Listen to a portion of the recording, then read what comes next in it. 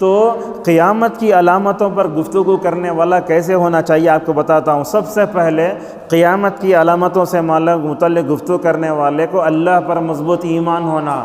قیامت کی علامتوں سے متعلق جب انہیں گفتگو شروع کرتا، سارے سامعین اور سامعات سننے والوں کے اندر فکر آخرت پیدا ہو جانا۔ آج کہاں ہے فکر آخرت کے بارے میں؟ ہم سنتے ہیں، یہ ایک کان سے دوسرے دکان سے چھوڑ دیتے ہیں۔ اسی طریقے سے قیامت کی علامتوں کے بارے میں گفتگو کرنے کے بارے میں دوسری بات یہ ہے کہ اس کا ایمان قیامت پہ ہونا چاہیے۔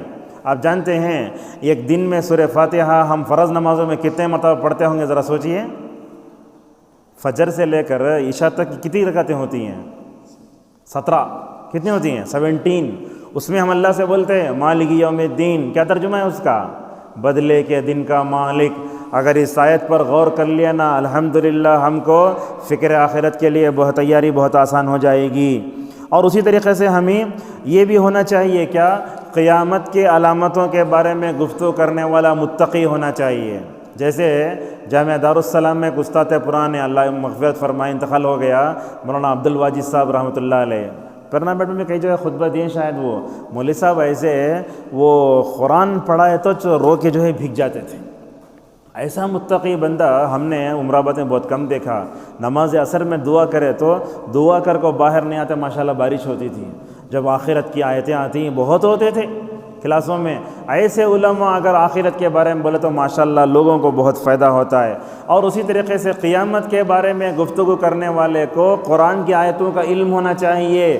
اللہ تعالیٰ قرآن میں کہاں کہاں قیامت کے بارے میں بتایا ہے، فکر آخرت کے بارے میں بتایا ہے، کون کون جو ہے قیامت کے نام ہیں۔ آپ بتا سکتے ہیں کوئی قیامت کے 5 نام علماء کے علاوہ؟ قیامت کے 5 نام بتائیے۔ اس سے معلوم ہوتا ہے کہ ہم آخرت کی فکر کر رہے ہیں۔ کیا کیا ہو سکتا؟ سب سے پہلے ہے یوم الدین، اور اسی طریقے سے اور ایک ہے القاریہ، کھڑکھڑانے والی، اور ایک ہے الحاقہ، اور ایک ہے یوم الحساب، اور ایک ہے کیا؟ یوم الجزاء۔ کتنے نام ہیں؟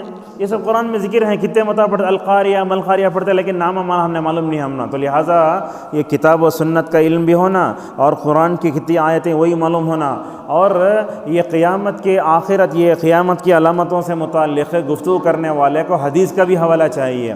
بعض لوگوں کو آپ دیکھتے قیامت کے بارے میں گفتگو کرتے خالی آیتیں پڑھتے ہیں، بعض لوگ کیا کرتے خالی حدیثیں پڑھتے ہیں۔ دونوں غلط ہیں۔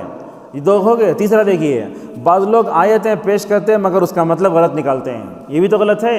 اللہ اور اس کے رسول نے جو بتایا وہ نہ بتانا۔ اور بعض لوگ ہوتے ہیں حدیثیں لاتے ہیں مگر حدیث کا غلط مفہوم بتاتے ہیں، ایسے لوگ بہت ہیں، اور ایسا کرنا خود قیامت کی ایک علامت ہے۔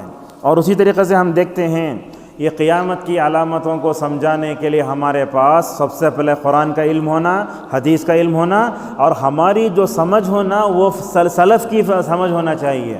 میں آپ کو بتاتا ہوں آج کے زمانے میں کیا کیا غلطیاں ہوتی ہیں قیامت کی علامتوں کے تعلق سے۔ آپ جانتے ہیں حضرت عیسیٰ علیہ السلام قیامت کی بڑی علامت کے طور پر آئیں گے نا؟ آئیں گے نہیں آئیں گے؟ آئیں گے، لیکن وہ سیتا مڑھی کا ہے، وہ حنیف، کیا نام اس کا؟ شکیل بن حنیف، انہیں بولتا میں عیسیٰ ہوں۔